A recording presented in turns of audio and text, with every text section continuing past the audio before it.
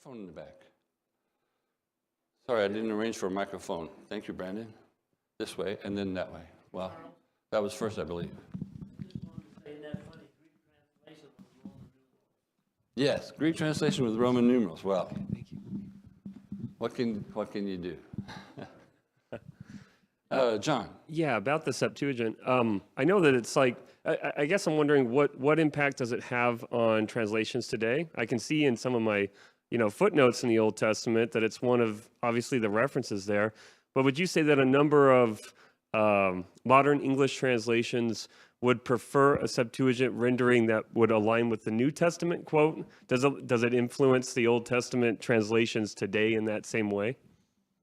That's a good question, John. I really don't know, but I do know that many translations of the Bible will state in the beginning that these are based on the most accurate Greek and Hebrew texts that are available, and I think probably in that most accurate Greek is included the Septuagint. Thank you, Nolan. Septuagint. But I'm not sure about that. I'm not an expert in that area, so I really don't know. John has a way of asking the unanswerable questions, doesn't he? And we got Marshall. Going back to Michael Bartley's couple of days where he dealt with textual criticism, that's where the real problem comes in, is understanding the original language, say the original Hebrew, and trying to move it into Greek, because you have a language, a word type thing, but you also have that those words don't necessarily mean exactly what they say. They carry a different concept. And you showed that up there between like virgin or young maiden. Young woman, yeah. That word, even in the Greek, could mean a young woman. That's where the difficulties come in. What we come up with is why she was a virgin is the multiple of witnesses that make that clear. Yeah. That she was unmarried. Anyone who's done any translation knows that you just can't do a word for word, can you? It doesn't work. You have to say what this means in another language, which might mean using other words than the exact translations of the words you're coming off of. The problem we run into is theological prejudices, saying, well, I think I'll move it from this language to this language for the reason based on their theological background. Sure that I know that happens. It definitely does. All right. Let's talk a little bit then about the Sanhedrin.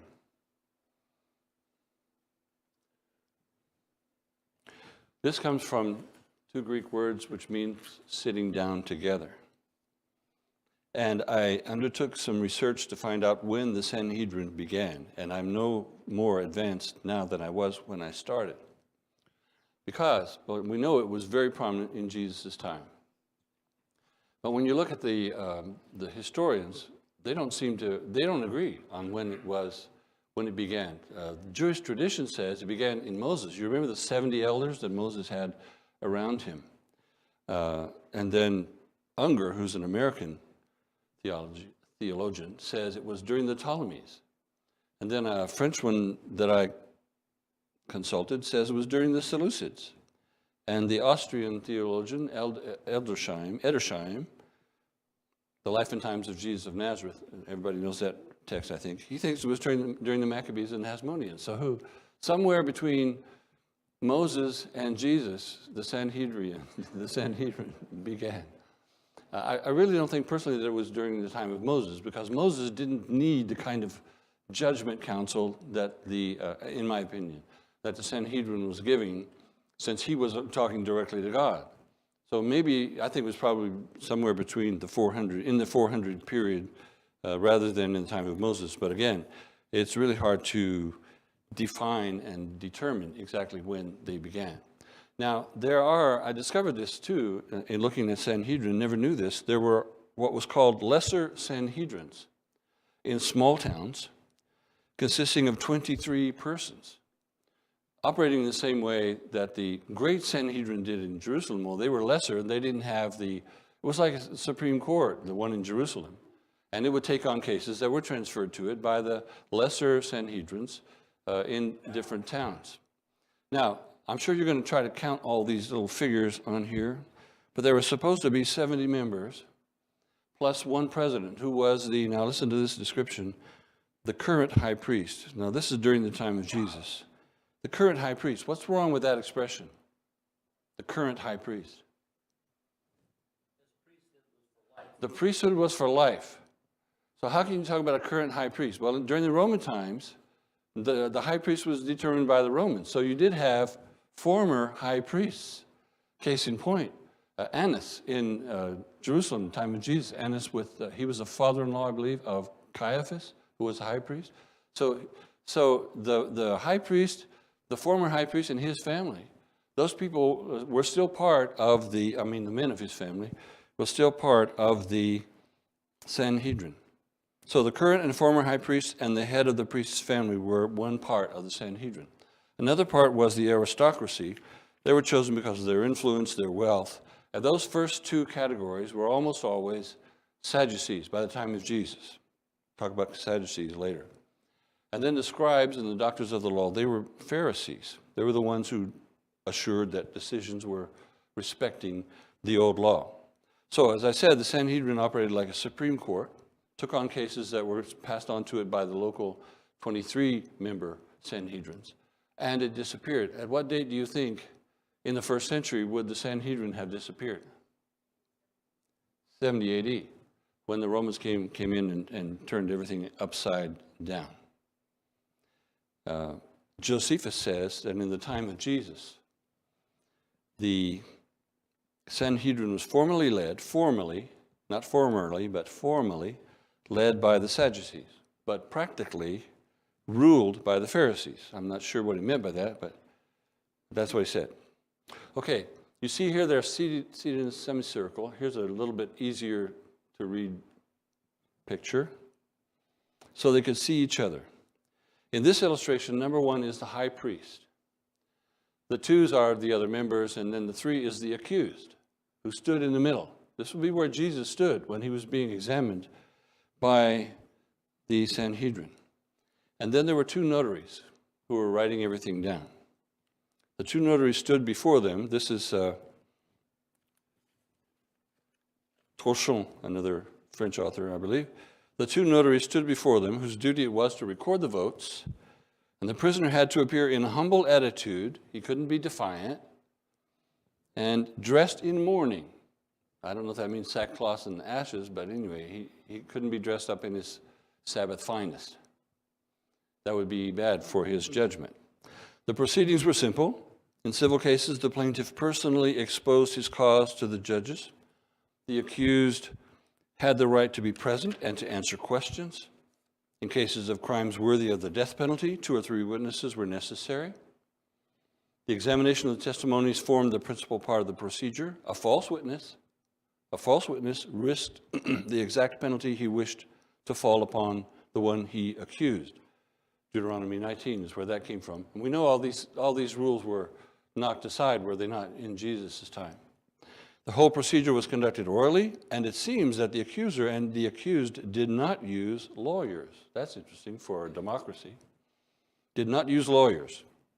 The Sanhedrin could pronounce punishment, scourging, excommunication, or death. But in the time of Jesus, the death could only be under the approval of the procurator, the Roman ruler. And aside from death, excommunication was really the worst that a Jew could receive in judgment. It meant absolute and final expulsion from the Jewish community. And the Hebrew word for this is herem, I guess. Herem, the equivalent of the word anathema, accursed. Accursed. Okay, any questions or remarks about the Sanhedrin before we go on? That's not a complete and total examination of it, just because it seemed to have happened during this time. All right, let's go back to this chart. During this time, when the Ptolemies ruled, essentially, they were the greatest power in Judea, we'll say it like that. Although there was a lot of back and forth with the Seleucid. There were some serious consequences for Jerusalem and Judea, because the main problem was that the Jews felt that they had to pick a side. They had to be on Seleucid side or on Ptolemy's side. And then there were ones who wanted to resist both of them and to remain just Jewish in their culture and their language and their law. So that was really difficult for the Jews during that time. And I think that this was probably the major problem for the Jews during this time. Whom to believe in, whom to follow. If we followed anybody, or why don't we just hang on to our law and refuse all these guys who are trying to change us? On this chart then, you see that on the last item, Ptolemy V was defeated by Antiochus III in 200. Yeah, in 200. That was the Battle of Panium. Biblical commentators, some anyway, see this battle as being the one referred to in Daniel 11:15, which says, then the king of the north will come and build up siege ramps and will capture a fortified city, and that's exactly the way this battle went. Now, Antiochus III had tried to defeat Ptolemy IV, but had failed. But then Ptolemy V was a child when he came in, and so Antiochus III went after him and retook Judea in 200, and he's going to stay there. That is, the Seleucids are going to hold Judea all the way up to the Romans in 64. Now, this guy Antiochus III, when he took over, finally, after about a century, he tried to treat the Jews well. He did some nice things. He freed some slaves. I guess those would be the slaves that were taken to Egypt.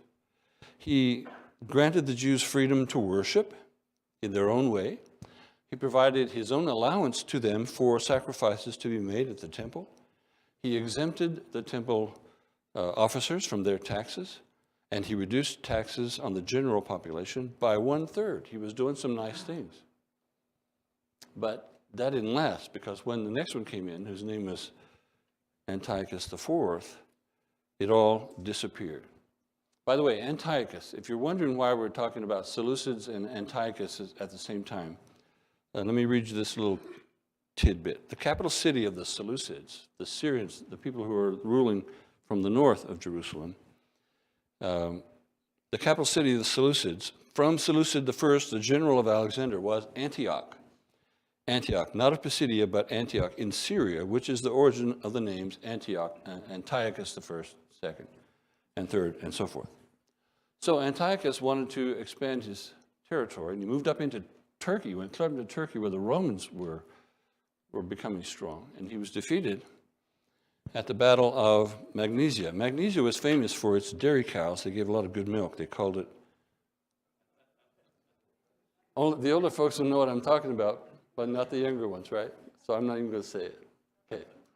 He was defeated at the Battle of Magnesia. All right? Now, that was by the Romans, who were rising really strongly at this point. And he had to pay for... they didn't just beat him at the battle, they imposed some things upon him. One was an indemnity of 15,000 talents, which was a lot of money. He had to surrender his horses. He had to surrender his elephants, which he used in the battle. He had to give some hostages, and one of the hostages was his own son, Antiochus IV. So Antiochus IV was a hostage in Rome for 14 years. He lived in Rome. He went to school in Rome. He learned a lot about the Romans, some of which he admired, and some of which scared him to death, which he found out later, which came out later. And he was released finally in exchange for a nephew in 175. That same year, the person who had followed Antiochus III as king was assassinated, so Antiochus IV assumed power. But he was not a nice man. He was involved in a lot of intrigues and that sort of thing when he assumed power. And the first thing he did was to go down and make war on Egypt, because he always wanted to get Egypt back. The Seleucids managed to get Jerusalem back, Judea, but this guy wanted to go down and get Egypt under his control. He went down there a couple of times, didn't work very well, and then the Romans, who were also working in Egypt, finally invited him to leave. We'll see about how that works. Now, let's see how much time we have. Daniel describes Antiochus IV as a contemptible person to whom royal majesty has not been given. Now, when we were talking about those prophecies in Daniel, I told you we'd read that later, so we're going to read it now. just some verses from Daniel 11. So you need your Bibles open, whatever your translation is. I'm reading from the ESV. Two sections from this chapter, beginning verse 21. Are you there? In his place shall arise a contemptible person. This is Antiochus IV, to whom royal majesty has not been given. He shall come in without warning and obtain the kingdom by flatteries. This is how he became the king. Armies shall be utterly swept away before him and broken, even the prince of the covenant. Who's that? Probably the high priest. And from the time that an alliance is made with him, he shall act deceitfully, he shall become strong with a small people. Without warning, he shall come into the richest parts of the province, and he shall do what neither his fathers nor his fathers' fathers have done, scattering among them plunder, spoil, and goods. Go down to verse 28. He shall return to his land with great wealth, but his heart shall be set against the holy covenant, against the Jewish people. And he shall work his will and return to his own land. At the time appointed, verse 29, he shall return and come into the south, but it shall not be this time as it was before. Into the south, meaning going toward Egypt. It shall not be this time as it was before, for ships of Kittim shall come against him. This is the Romans. And he shall be afraid and withdraw, and shall turn back and be enraged and take action against the Holy Covenant. He shall turn back and pay attention to those who forsake the Holy Covenant. Forces from him shall appear and profane the temple and fortress, and shall take away the regular burnt offering, and they shall set up the abomination that makes desolate. He shall seduce with flattery those who violate the covenant, but the people who know their God shall stand firm and take action, and that'll be the Maccabees. Okay, this guy is sometimes called the Nero of Jewish history. He called himself the Illustrious, Epiphanes the Illustrious, Antiochus IV Epiphanes, which was almost a name for deity. The Jews gave him another name. They gave him a name, Epimanes, the madman, because he was essentially a mad man. Grant says this: Antiochus combined the worst qualities that dishonor manhood.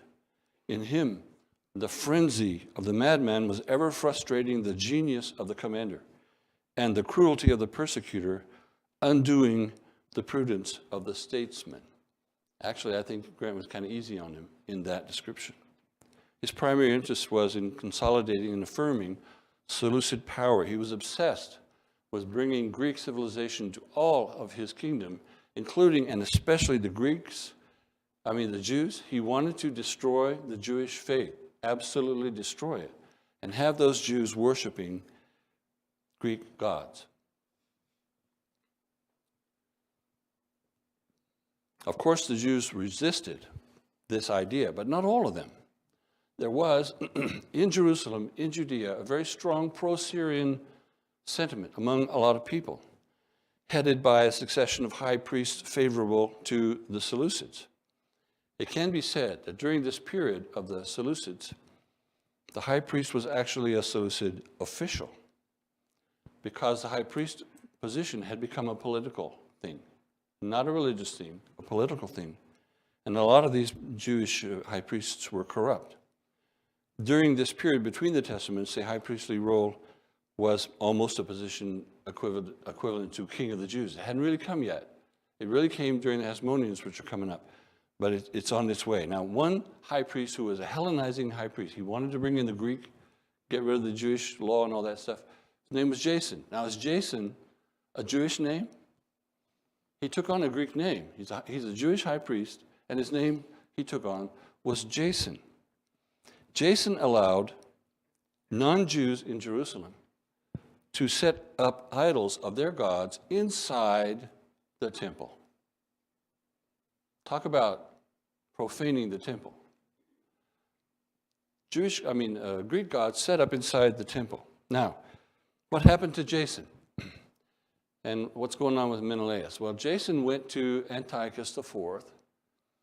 Actually, he sent Menelaus to Antiochus IV with money, which was maybe a normal payment he got now and then or something, or a bribe, to prove that Jerusalem was on his side. Menelaus went to Antiochus IV with Jason's money, but then he gave Antiochus IV some of his own money, more money, to convince Antiochus IV to name him, Menelaus, the high priest, which he did. And of course, there went all kinds of problems in Jerusalem because of that. And the strictest Jews were really upset because Menelaus was not even a Levite. He was a Benjaminite. So here we have a high priest who wants to accept Greek rule and Greek culture in Jerusalem and is not even of the Levite tribe. So how much time do we have? We have time for one last thing here before we have to quit. Excuse me.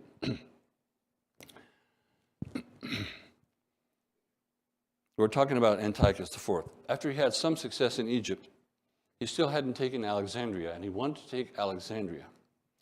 So he was preparing an attack on Alexandria, and there were some Roman officials who requested a meeting with him. And they were led by this guy, the proconsul Gaius Popilius Laenus. They wanted to talk to Antiochus IV, had a serious matter to talk to him about.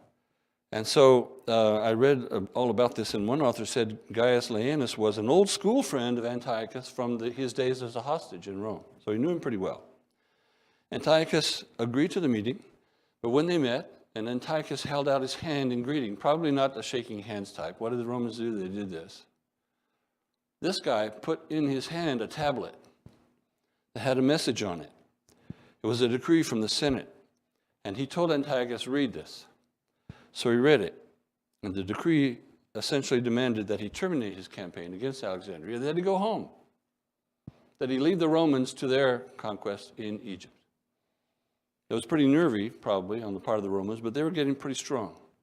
So Antiochus said, okay, I'll think about it. I'll talk to my council. I'll give you a description. I'll give you a decision. Now, some of you, most of us probably don't know where this expression comes, drawing a line in the sand. This is where it comes from. This guy drew a circle around Antiochus IV, and he said, you have to give me an answer before you step out of this circle.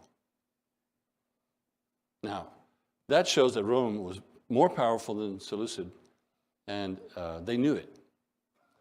So this was a kind of like a threat. You step out of that circle, and you're at war with Rome, not just Egypt, but with Rome as well. So he thought about it for what, 30 seconds? And he said, I will do what the Senate thinks right. So he was giving in, and he was furious, absolutely furious. And we'll talk next week about what he did because of that. This was predicted by Daniel when Daniel said, he shall be afraid and withdraw, toward the bottom there, shall turn back and be enraged and take action against the Holy Covenant. When Daniel said, forces from him will appear and profane the temple and fortress, shall take away the regular burnt offering, shall set up the abomination that makes desolate. All this was a reaction on the part of Antiochus IV to what was happening to him, along with some other things that were going on in Jerusalem. And I think we'll stop there because that gets us into his attack on Jerusalem, which is a pretty ugly thing.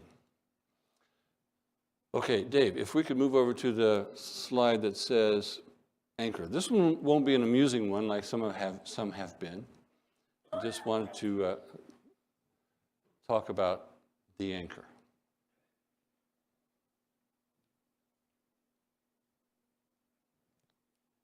As soon as we get it up.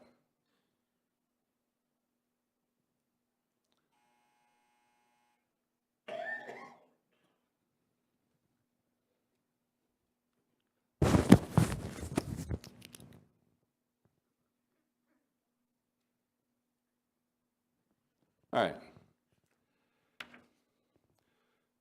There are several symbols, if you will, that can be considered Christian, I guess. This won't be a complete list, but obviously the cross is the strongest symbol of our faith. This is where Jesus died for our sins. We talk about it as a symbol, even though Seems to be a weak word for what really happened there. Some people would like for the major symbol of our faith to be the open tomb, which makes sense, because, you know, if that hadn't happened, where Jesus' death wouldn't have been for anything. Some say it should be the dove, the Holy Spirit, that then confirmed Jesus' ministry. Then there are some who talk about the fish that the first Christians used as a kind of a sign so that authorities wouldn't see what was going on, where they were meeting, that sort of thing. We'll talk about that maybe in a later session. The fish is the first letters in Greek of the words Jesus Christ, Son of God, Savior, and that made fish. And so they used that sign as a signal that they were believers in different situations. Then there's the anchor, which we don't talk about a lot. I mentioned it in another class. I'd like to talk about it a little bit more today, the anchor as a Christian symbol. Christians use the anchor from Hebrews chapter 6, where it says, we have this as a sure and steadfast anchor of the soul, a hope that enters into the inner place behind the curtain where Jesus has gone as a forerunner on our behalf, having become a high priest forever after the order of Melchizedek. Archaeologists have found in Israel, lots of tombs, old tombs from the first century that have this anchor carved on it. And sometimes Latin words like pax tecum, peace be with you, next to the anchor. In one particular cemetery, there were 70 different tombs that had this anchor carved on the tombstone. But where did they get the idea of an anchor to begin with? Well, we go back to this guy, Seleucus I, one of the first rulers after Alexander. Seleucus I put out these coins that had the anchor on it upside down. And why is the anchor there, and why is it upside down? The people who lived during the time of Seleucus recognized the anchor, recognized that coinage. Where did it come from? It came from the fact that this guy, Seleucus I, had a birthmark on his thigh that looked like an anchor, and that's where that came from. It was on the coinage, and the Jews during his time then learned this anchor as a sign of authority, I guess, and then they adopted it for a while. Of course, it disappeared about the time the Hasmoneans came in. So I just wanted to show you those things as we finish up today. The anchor as a Christian symbol. I have it up in my office next to my desk, a cross. I have also an anchor up there because it reminds me that we have a faith that goes beyond the veil, and it gives us a hope, does it not, when everything seems to be unsteady during our time on the earth. Thanks for your attention. Sorry about my mumbling this morning. I'm having trouble with Septuagint, and those other things. You know, sometimes they come out right, sometimes they don't. Thanks for your attention, and we'll be back together here in a few minutes for worship.